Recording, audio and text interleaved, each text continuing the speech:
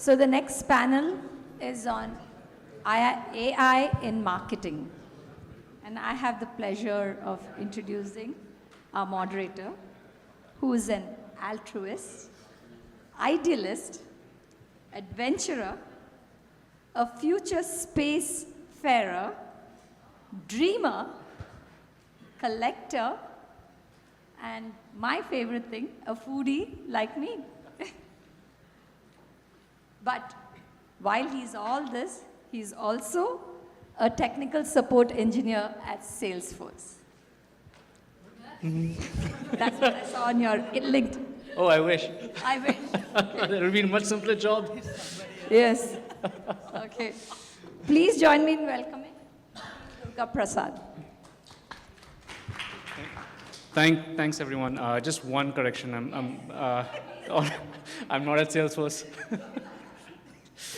I represent a company called Bahwan CyberTek. We are worldwide. We are about 400 million revenue. I think we are one of the most interesting startups trying to reinvent how people do their work in the world of AI and make human experiences a lot more relevant.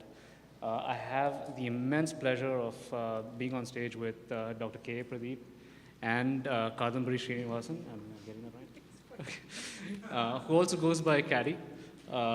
And I'll have them introduce themselves and also charge them with a quote each that you like about this space. Yeah. Please, no, Pradeep, after you. Well, can you hear me? I'm Pradeep. I'm the CEO of Sensori AI.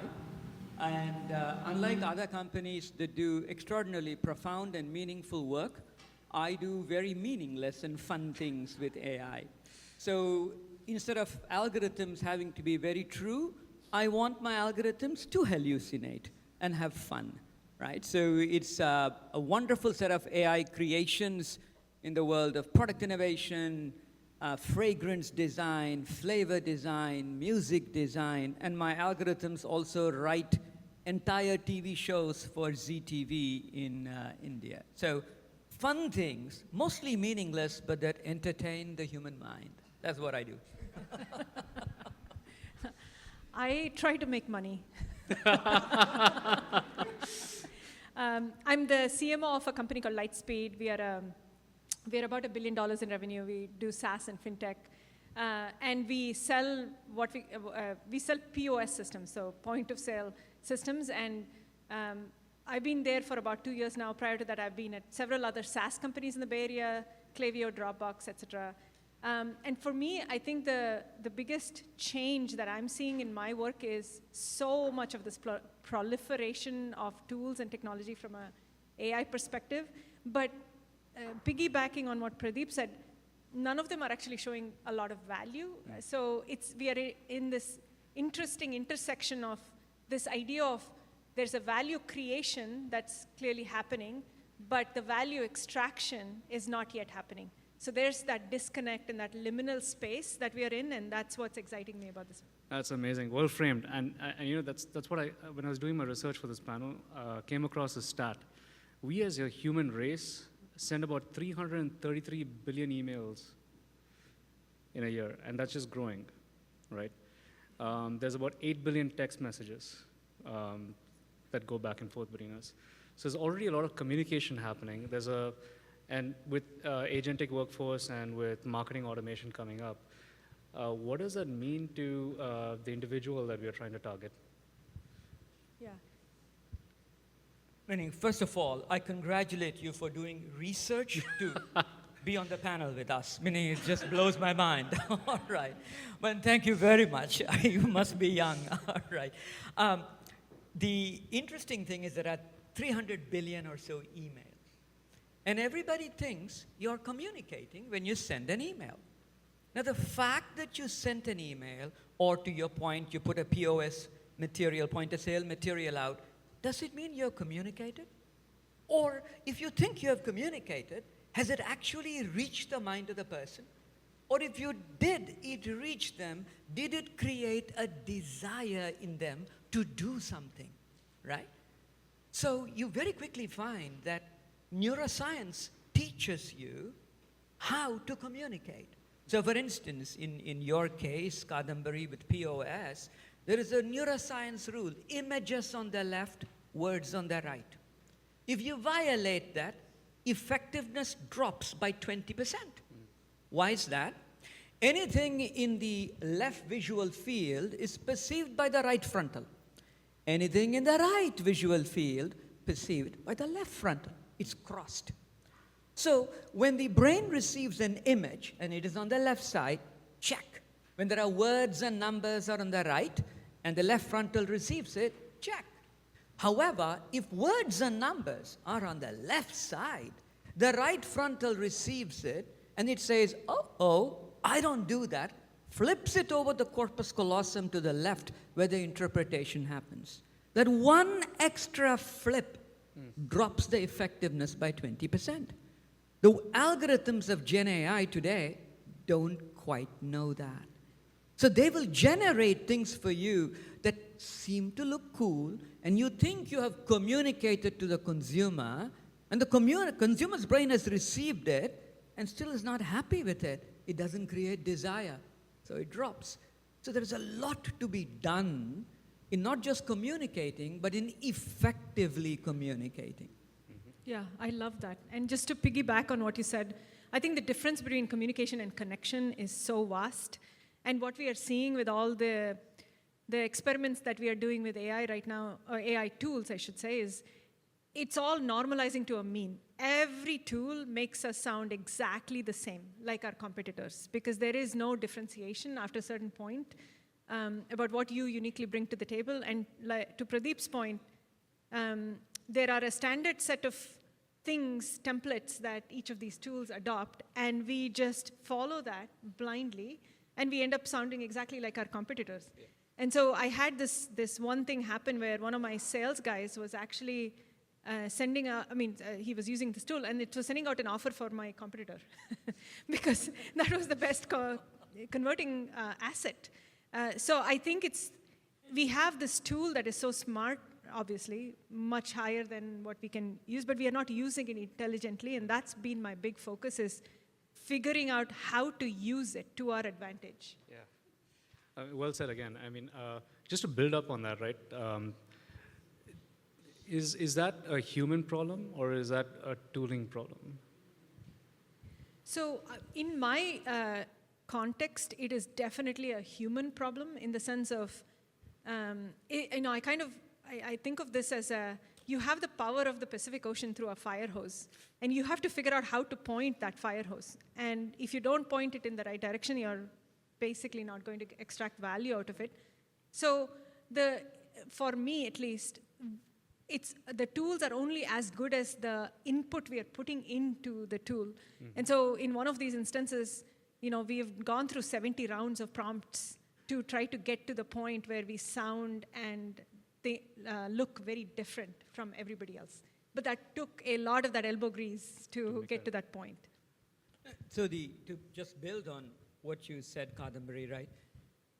How do you create this uniqueness? And it is a particular problem that the fellow that used to run, and right now is run by an Indian woman, Priya Nair, in London. So all of Unilever's beauty and personal care is, their primary goal was to, how do I differentiate from L'Oreal or from Procter & Gamble? Because when it comes to skin cream, everybody starts talking about it the same way, right? I need to differentiate myself. I need to create that point of uniqueness, but that's not enough. When the consumer reads or sees what I offer, it must drip with desire, right? And then the uniqueness doesn't become too much of a problem. You're just you're overwhelmed with desire, right? They said, Pradeep, can you use Gen AI and help us do that? But I said, no, I'm not. I'm first going to go to neuroscientists and say, is there the neuroscience of desire, right? And yes, there is. There is about 6 dimensions of how things come together in the brain to create desire. And then when you embed that neuroscientific framework into the backbone of the LLMs and the engines, the Gen AI engines, then you come up with something. So one of the things that we do, and I advise my clients, is please do not get your workforce to write prompts. Because, I got my PhD at Berkeley a long time ago, and my specialty was nonlinear dynamics. And there is a mathematical definition of chaos. Minor perturbation of initial conditions gives you vastly different outcomes. And that's the definition of prompts. You change one word, or the sequencing of a word in a prompt, and suddenly something completely different comes up. You can't have people in an enterprise writing prompts. Then that whatever comes out will be highly questionable. So it's an interesting way of engineering AI to let people do what they do best, and not people start writing prompt code and embed into whatever you do the elements of desire that create uniqueness, distinctiveness for you as a brand, and not only sell it well to the customer, but make them really want to buy it. Yeah, and if I could just add on to that, I think one of the things that we saw in the last decade or so in B2B marketing was this idea that the more you do, the more results you get. So more velocity, more campaigns, more A/B tests will get you where you need to go. But to Pradeep's point, that doesn't mean quality. Quantity is not quality. And we're struggling with that now to figure out what is the quality and can we cut down this massive amount of volume of stuff that we do and focus on the few things that we know can get us there. Yeah, I mean, And if I may just build on what you said, Kadambari, there is a business of the Accentures of the world creating content factories, right? $20 to $30 billion business, right? Just for one company. And you very quickly find that those that create content factories are truly motivated by the volume of material they can generate for you as a marketeer or marketing officer to come say, well, I can produce this much amount of content for you. But they never pause to say, instead of creating 10 billion pieces of nonsense, how about something that is so potent and powerful? There's maybe 10 of them, not 10 billion. So that migrating from volume to really effective material is the potential offered by Gen AI when you converge it with known principles of neuroscience, marketing science, and all of those wonderful things. You don't want to throw it out and embed it right center. Yeah, Pradeep shared with us last week, I think, when we did the prep, this idea that when you have three things, that's when the brain really groks. Those three things in the right way possible. And I just wanted to share this anecdote that it took us months and months of landing page testing to get 3 social proof points on our carousel. We tried with 5, 3, 2. I mean, I wish we had known that, so it would cut away so much of our work. Just for everyone here, what she's referring to is a principle called numerosity in the brain, right? We call it simply the rule of threes, right? For whatever reason, we talk about past, present, future. Before, during, after.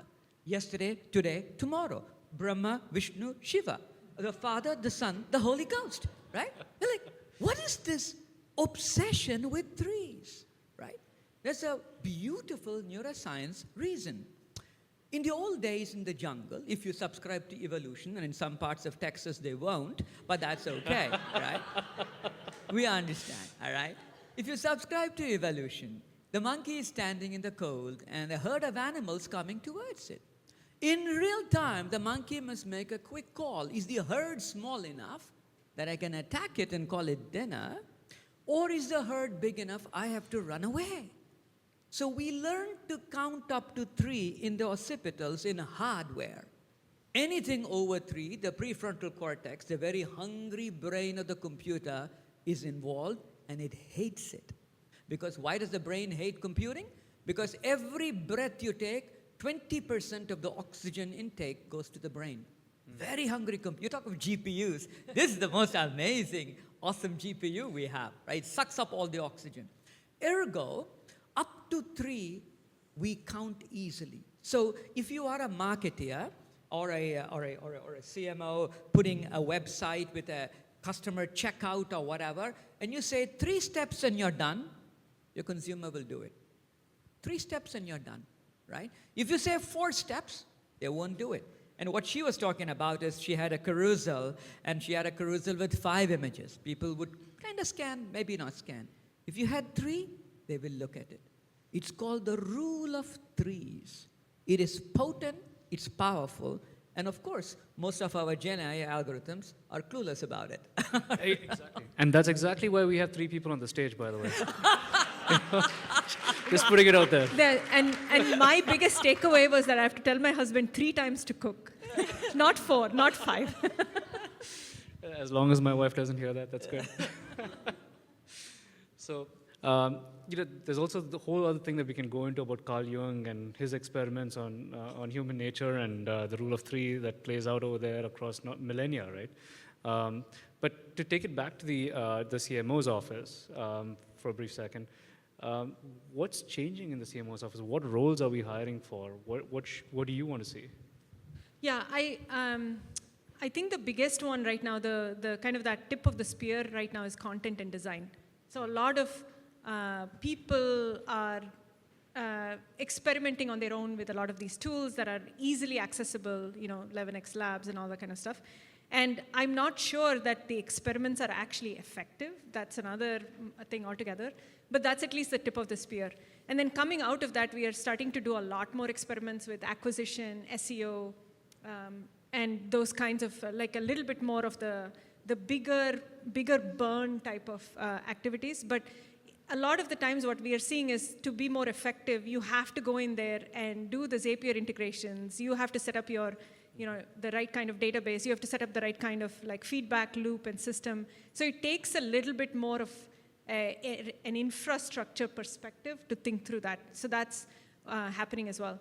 If I have to fast forward, 6 months, 12 months from now, the kind of people, the DNA of the people that I'm looking for are people who are going to be able to figure out how to play in this AI ecosystem. So learn what's happening, all the innovations, but then be able to bring that into very specific, here's what we can expect to get out of this, here are the specific outcomes we want to look for, and all that stuff. So I recently wrote a post in LinkedIn about how as a marketer, now I have to not only manage humans, but I suspect that I'm going to have to manage models, humans, and outcomes. Yeah.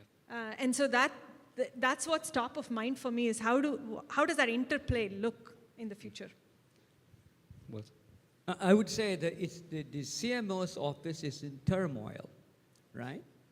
Because always change is too hard, and it's a change management problem that we are fighting. The CMO would typically, not you, but most CMOs would get tickets for a ball game from an agency. Now that same agency has told the CMO, oh, don't worry, all this AI, we have it in our thing. The guy with the pink hair in the background playing ping pong, he is managing the AI models right now. You're like, I don't know, I saw that guy, making popcorn last week, right? But the existing agencies all are claiming they all have AI. What are you to make of it, right? One of the algorithmic innovations I do is my algorithms design fragrance entirely. 65% of the world's fragrance is controlled by 4 companies. Givaudan, Firmenich, IFF, and Symrise. That's it, right? They hold the formula. They will never give it to anybody. And when you come and say to them, hey, I want to create a fragrance for a young woman in New York. She's in the 20-somethings, works in financial services. Givaudan would go away. 3 months later, they will come back and say, I think the top layer of lavender and the middle layer of patchouli and base of cedar would be wonderful. And you say, excuse me, how did you go from a young woman in New York in financial services to lavender, patchouli, and bergamot? They'll say, no. That's our expertise and experience, and they will have somebody with a French accent tell you that, right? That's part of the show. Yeah. 3 months later. My algorithms do it in less than 2 minutes. With that transparency of how they moved from a young woman in New York to creating this, right? Now you would think everybody would say, oh my God, let's do this. The fragrance industry is so entrenched, it fights it tooth and nail. So this is a change management problem. This incredible technology is creating a tsunami of change. Establish relationships, and as you said, do I manage models? Do I manage data? Do I manage my staff?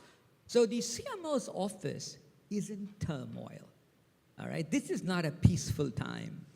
It's a time of turmoil. We keep the recruiters happy.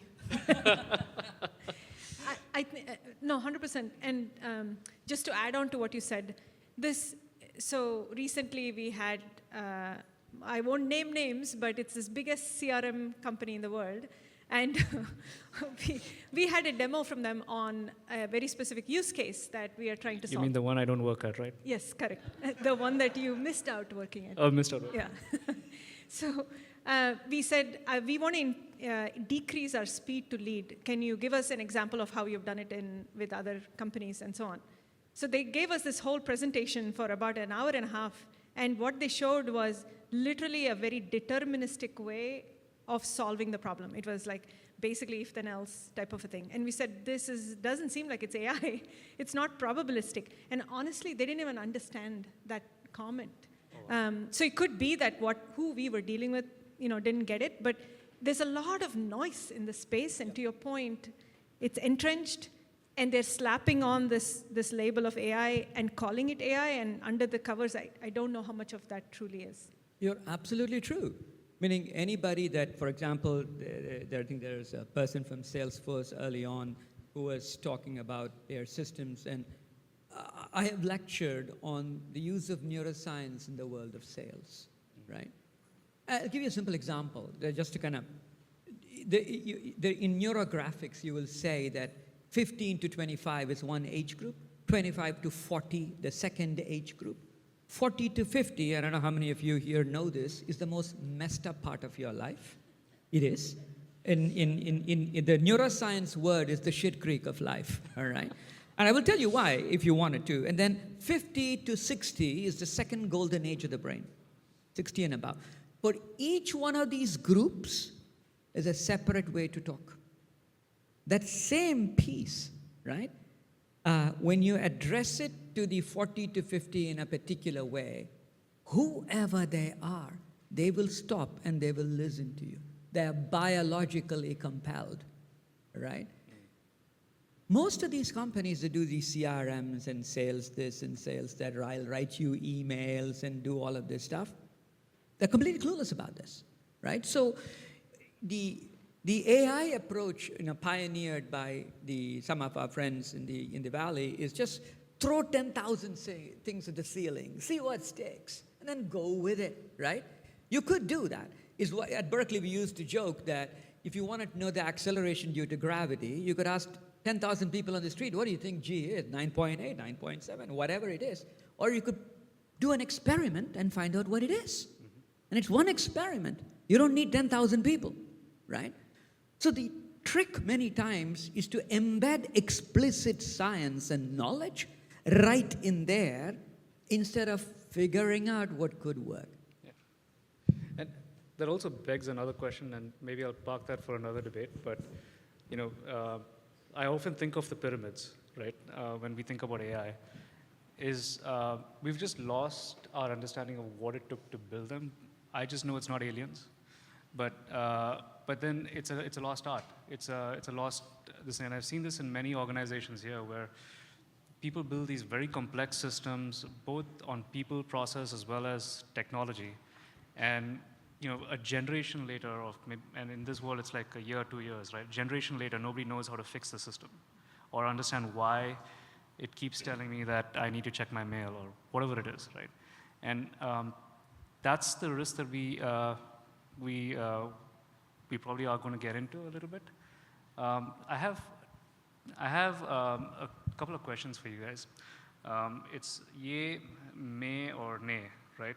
Those are 3 answers on investments that your organizations might consider making in the year ahead. Search engine optimization. Yeah. Yay. Yay. Our engines support it, so yes. I like to say yes instead of yay. Is that okay? That's fine. We don't have to go British on this. AI avatars. AI, AI avatars, like a version of yourself having conversations? I will say it is impossible to copy me. He's so handsome. Splendid. No, I mean, not in the B2B context, I don't think. The metaverse? Probably not. Not in this. Not in this. Yeah. Then multi-sensory marketing initiatives, where you're tapping into more than the visual cortex and The consumer is a multi-sensory hedonist. If you don't do no, it really is.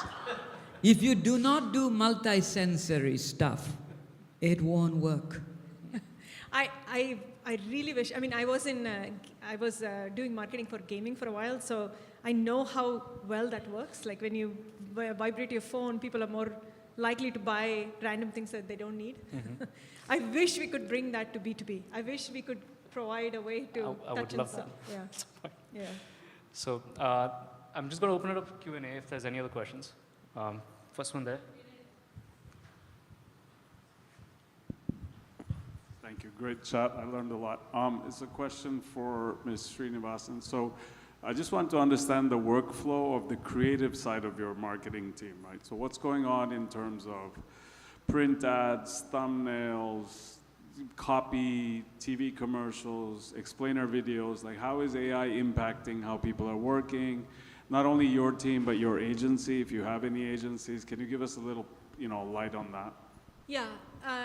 So a lot of the work that we're doing, I mean, it depends on the different asset class that we have. So if it's, static kind of ads, we just use the regular tools that you have, like an 11x Labs that I mentioned, or, HeyGen, or things like that. My team just uses those tools, comes up with the right kind of things that they want to see, puts it out there and tests it. That's basically it. Content is a little bit of a different ball game, because with content, what we did was initially we gave access to ChatGPT to all of my content writers on the team, and basically we created garbage, and because we didn't know what to ask for, and Pradeep was talking about this earlier. And so now we've become a lot more specific about the kinds of things that we want ChatGPT to write, and that work we have done ourselves to figure out what that prompting is. But it's mainly all, we haven't used Writer as much or Jasper as much. We go with ChatGPT. The other parts of it, the video and other things, that's been a bit tricky, because what we do a lot of, let me take a step back. For me, in my unique context, I sell to a restaurateur who is extremely undigital savvy. And what we tried was putting like a little bit of this artificial photography in front of them. It doesn't work. They want to see humans. They want to see people like themselves in the thing. And they're very quick to understand when something is AI generated versus when it's a real human. So there we use tools just to do the editing and the photo shoot and all that kind of stuff, but there's been no massive step change function in terms of how we use tools. So it's really context dependent to a large extent, but as you can hear from all my talk right now, there is no job replacement that has happened because of these tools. If anything, we have used it to augment some of the bandwidth and the capacity on the team. We have not changed people, we have not replaced people, we have not gotten rid of people. So it hasn't come to that point yet. Navin, can you hear me? Yeah. Loud and clear. Yeah. Great panel, lot of good questions. I think you ran out of time, and one area you didn't touch on was marketing ethics. Will AI help bring better or do better job at marketing ethics or not? Give you an example. My wife and we were just talking about some tiny home, first time ever, right? After a few minutes, my phone was far away from me. I pick up my phone. I see advertisement of tiny home. I see the news about tiny home. I don't know whether Alexa picked up, Siri picked up, my smart TV picked up. I don't know whether my phone picked up or my wife's phone picked up. But somehow, from somewhere, it figured out that I'm interested in tiny home just for one conversation and flooded me with all these tiny home advertisement and tiny home news. So that part is hard to change, though. I think that they at least give you the option these days that you could switch off passive listening. So you can opt out of many things that they provide, which again, I think someone has to regulate at some point because it's almost like you're tied to use the app, and so by using it, you are exposing your data. I will say this one thing. I'm just glad that when my wife and I are talking and I say, I think I should buy you a bag or some jewelry or something like that, it doesn't pick up on that reminder that I have to, right? So at some point, we'll get there too. Yeah, I agree with that. I think the shining example of how a government is doing this is GDPR. So if anything, I think Europe is way ahead of the US in terms of the regulation and making sure that we are creating a framework, and they're really serious about it based on all of the fines that they've imposed on Google, etc. I think it's so much harder to opt out of things right now. If you go to your LinkedIn and check all the things that you have automatically been signed up to, it is appalling. It is appalling. You have to go and literally spend half an hour just opting out of everything. So it's unfortunately a way forward for us as consumers, and as marketers, I'm so sorry. This is the way it's going to be. But will AI help? No, I don't think so. Unless it's regulated. AI will only help increase. I have one. I'm taking the liberty of the last question to the panel. Great discussion. I want to expand the framework of this conversation. As someone deeply invested in the space of advocacy work, what is your take on cost-based marketing? When Pradeep was talking about dripping with desire, like how do I get people to drip with desire about philanthropy, and what can we do in that space with AI? I'm picking your brain. I don't expect you to have answers, but if you have any top-of-mind thoughts, that'll be great. I can just say one thing, though.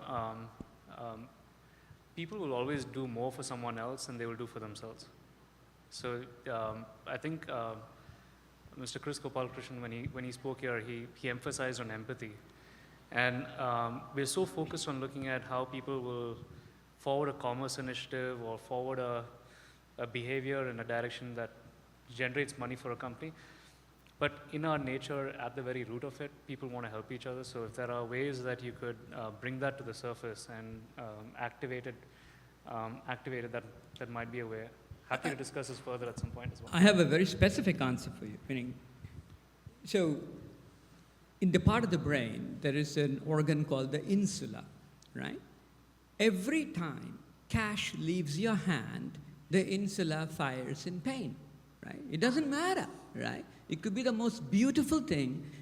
You bought a car, you love the car. When you're just about to use your credit card, and as you swipe it, there is pain in the brain, period.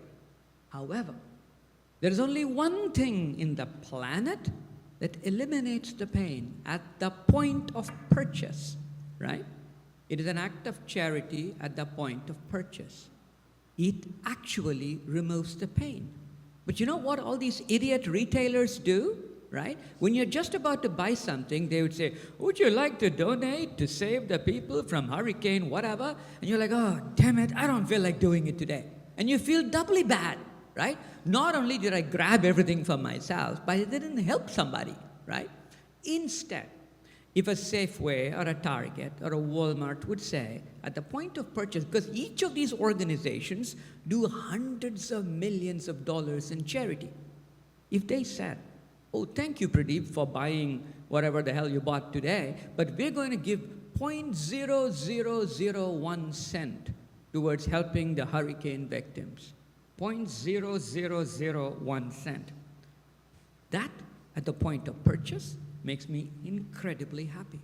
So philanthropy, at the point of purchase, is a beautiful thing, right? But you can't command a person to do that. But if you tell them this act, when you purchase something, automatically is included in what you do, but it eliminates the pain, I feel good. So there's a lot of interesting ways you can go about it. But thank you, and we're going to be around here, so if you have any more questions, let us know.